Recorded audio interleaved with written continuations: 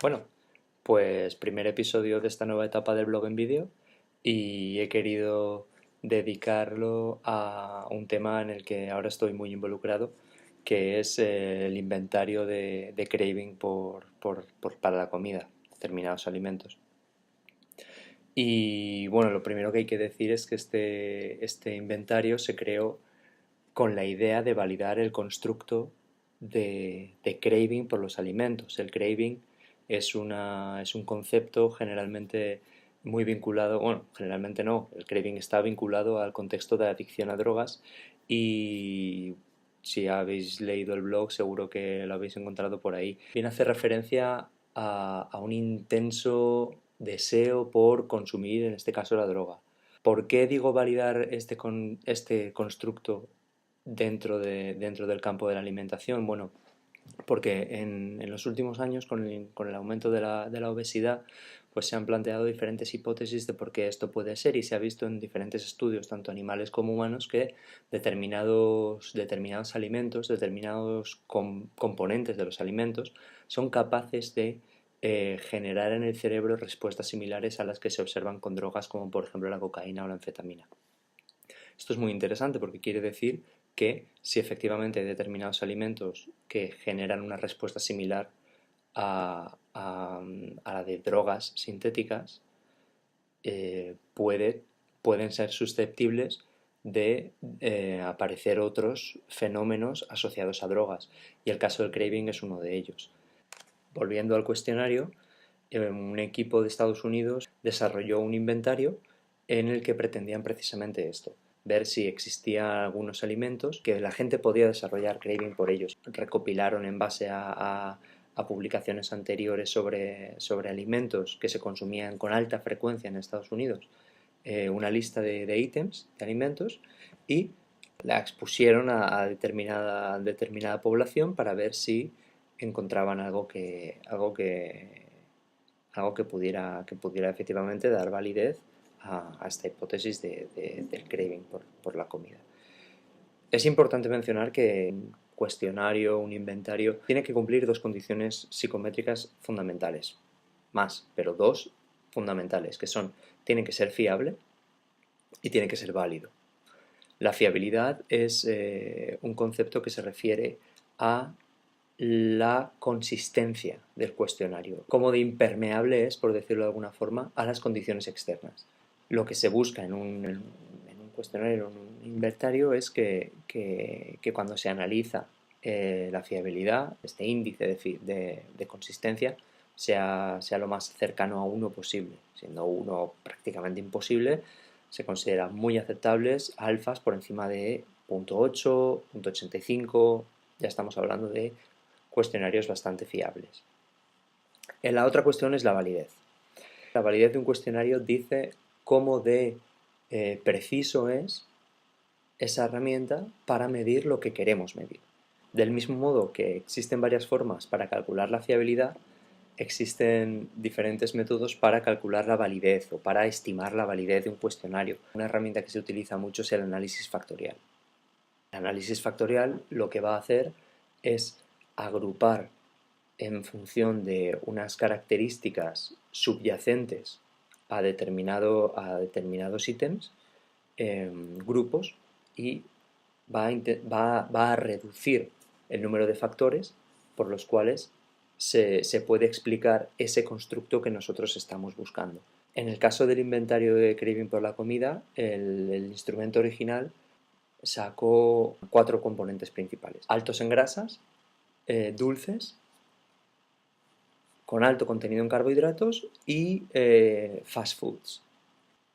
Pero podría haber sido interpretados de maneras diferentes, porque algo divertido y gracioso del análisis factorial, es lo que yo se lo cuento siempre a todo el mundo, es que depende del investigador y depende de la hipótesis y la interpretación que tú hagas de esos factores, cómo los denomines. Es decir, no es algo fijo. Pero bueno, a ver si os pongo por ahí una imagen de la lista de los ítems del cuestionario y veréis que, como en este caso, pues son bastante acertados.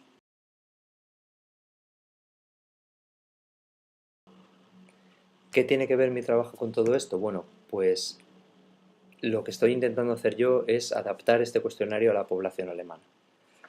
Y como comentaba antes, la validez es algo fundamental para definir un constructo y más un constructo psicológico. Es decir, cuando planteamos una hipótesis sobre por qué determinado fenómeno ocurre, eh, los resultados y la interpretación que yo obtenga debe ser extrapolable. No me sirve de nada plantear que existe un constructo como el craving por los alimentos, por determinadas comidas, si luego solo voy a estar estudiando una población muy reducida. No solo es importante, es que es necesario que los instrumentos que se demuestran válidos para medir determinado constructo sean trasladables a otras poblaciones. Las características culturales, socioeconómicas, históricas de cada población es distinta. Y todos esos son factores que van a influir en la conducta de la gente, en cómo la gente responde a los diferentes estímulos. Claro, cuando piensas en ello y en trasladar este cuestionario, los datos que tienes, los resultados que tienes son de esta escala en particular. Lo que no se puede hacer es coger exactamente los mismos ítems, traducirlos al idioma y esperar que salgan los mismos resultados, porque obviamente en una población como por ejemplo la española o hispanohablante, algo como el cornbread o los cinnamon rolls puede que no sean, los rollitos de canela puede que no sean muy comunes. Ya no estamos hablando de poblaciones hispanohablantes, sino incluso en el propio Reino Unido, donde el pollo frito quizá no sea una comida tan típica como pueden ser, por ejemplo, el puré de patata, mashed potato. Y el mismo problema se tiene en Alemania. Os comento un poco cómo fue el proceso. Cogimos, para adaptarlo obviamente, te tienes que basar en el instrumento original, así que lo que hice fue coger los ítems del instrumento original y primero traducirlos.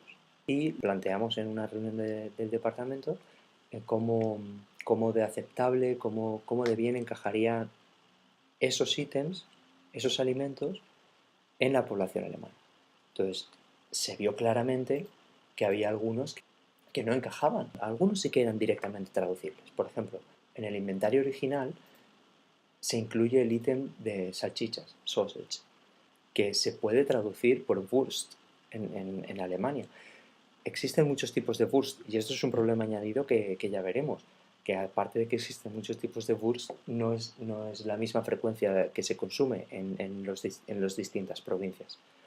Pero bueno, independientemente de ello, limitaciones existen en todas partes. Por los resultados, la equivalencia que hicimos fue bastante buena. Pasamos nuestras buenas semanas ahí intentando encontrar los mejores elementos y parece ser que funcionó porque por lo menos no obtuvimos ningún ítem que dijéramos, mira, pues es que 40 personas de 60, que fue el estudio con las que hicimos el estudio piloto, han contestado que nos falta el turrón. No, o sea que por esa parte bien. Hicimos unos reajustes en los ítems porque vimos que determinados elementos no encajaban bien con la escala en general y terminamos con un inventario de 30 ítems. Estos 30 ítems han sido la versión final del inventario de craving por la comida alemán. Y es la que estamos ahora intentando evaluar. Es decir, me he pasado las últimas 2 semanas buscando gente que quisiera contestar al cuestionario, publicando en grupos de Facebook, enviándolo a aseguradoras médicas, bueno, en fin, con el objetivo de obtener una muestra suficientemente heterogénea que permitiera dar validez. Lo que quiero hacer, intentando ampliar la muestra lo máximo posible, es obtener una heterogeneidad que conteste en distintos tipos de personas, lo suficiente como para decir, bueno, independientemente de quién conteste esto, efectivamente se ve que existe o no un craving por la comida en Alemania, pero tampoco tan diferente como para que no tenga ni pies ni cabeza los resultados. Y nada, bueno, me parecía que este era un proyecto interesante. Buscaba herramientas para medir craving por la comida que fueran en alemán y cuando busqué esta, no estaba publicada en ningún lado, así que creo que puede ser útil como herramienta dentro de, de- de toda la terapéutica que rodea a una condición como puede ser la obesidad y, y otros trastornos asociados. Porque no es lo mismo, en mi opinión, vamos, individualizar un acercamiento a la dieta de una persona. Cuando una persona siente cierta debilidad por un alimento en particular, no es lo mismo que cuando la siente por otra. Esa es la cuestión. Una persona que va a tratamiento por obesidad, que siente craving por el chocolate, el acercamiento terapéutico que puedas tener hacia esa persona no es lo mismo que una persona que pueda sentir craving por los dulces o pueda sentir craving por, no, no, es que a mí lo dulce no me importa yo, pero yo lo salado no puedo. Requiere una aproximación distinta. Y como solía decir un profesor que tenía yo, para tratar un trastorno tan complejo como en su caso era la adicción, pero se puede trasladar a la obesidad, cualquier arma que añada sirve. La información es poder y yo creo que este inventario aporta información que, aunque tal vez no sea definitiva, puede ser relevante y puede ser útil. Así que nada, ya os contaré cómo va saliendo el asunto. Espero que en las próximas semanas sigamos recibiendo más respuestas y el análisis salga bien. Todavía no he hecho nada porque no sé si no quiero ni lanzar campanas al vuelo demasiado pronto ni hundirme demasiado pronto, así que todavía yo voy recopilando datos y ahí los dejo. De todas formas, bueno, como os digo, ya os iré manteniendo el día y si os ha parecido interesante, dadle manita arriba y comentadme ahí abajo en la caja de comentarios, vosotros qué creéis sobre esto de la adicción a la comida. ¿Existe, no existe? ¿Es algo que se han inventado los psicólogos, que estamos todos locos?